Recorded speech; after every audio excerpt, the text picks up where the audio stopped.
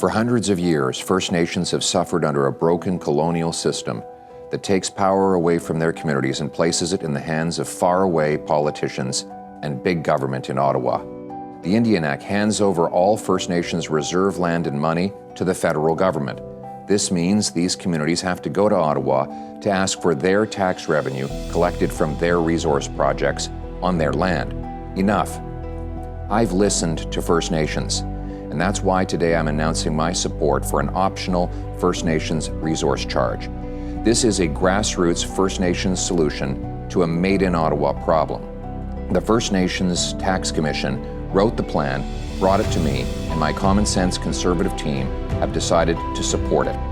It will put First Nations back in control of their money. Money earned from First Nations land will go directly back to their communities without having to go through the Ottawa bureaucratic gatekeepers. It is strictly optional and only for those communities that choose to participate. It will allow First Nations to collect a large share of the federal business income tax revenue from projects on their lands. The federal government would seed the tax room so there's no extra cost to business. In other words, more money for grassroots First Nations communities, less money for bureaucratic gatekeepers in Ottawa.